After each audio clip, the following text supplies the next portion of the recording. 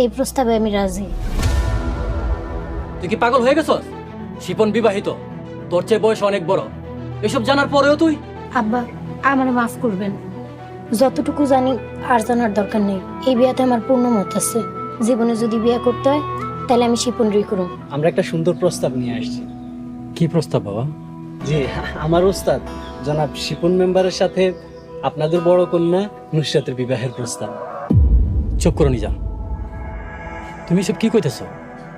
আমরা গরিব বইলা তোমরা যা খুশি তাই প্রস্তাব রাখতে পারো না। গরিব হইলেও আমরা মানুষ।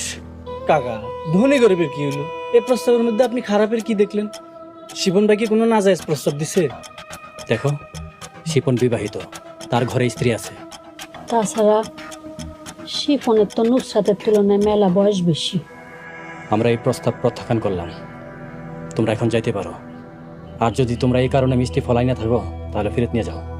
কাকা, ঠিক আছে, আপনার কথা যুক্তি আছে, কিন্তু এই বিয়েতে তো নুসরাতের মত আছে। বিশ্বাস না হয় নুসরাতরে ডাকেন, ওর মুখ থেকে শোনেন। ও যদি অস্বীকার করে আমি মাথার নিচ মেঘ দিয়ে চলে যাবো এখান থেকে। রোকনের মা, তোমার মেয়েরে ডাকো। নুসরাত, ওই নুসরাত, এদিকে আয়। ডাকছেন আমাদের? নুসরাত, আশা করি ঘর থেকে তুই সবকিছু শুনছস। শিবন একটা ফালতু প্রস্তাব নিয়ে আসছে, আমরা না করছি। এখন শিবন তোর মুখ থেকে না শুনতে চায়, তুই ওদেরকে না কইরা এখান থেকে বিদায় কর। আব্বা, এই প্রস্তাবে আমি রাজি। কি করলি তুই? তুই কি পাগল হয়ে গেছস? শিপন বিবাহিত, তোর চেয়ে বয়স অনেক বড়, এসব জানার পরেও তুই।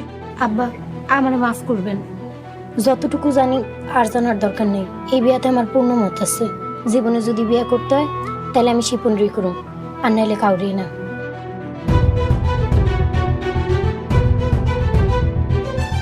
নিজাম, বাকি কথা তুই কয়, আর খরচাপাতি কিছু লাগলে খরচ টরচ করিস। আমার না কজন সরম সরম ঠেকতেছে। আমি গেলাম, হ্যাঁ? আসসালামু আলাইকুম।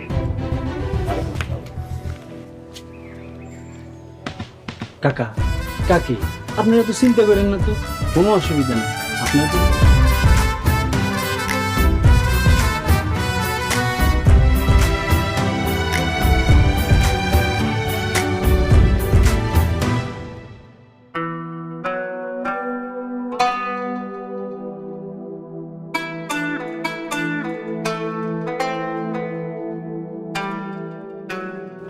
শিপন মেম্বার হলো একটা হারামজাদা।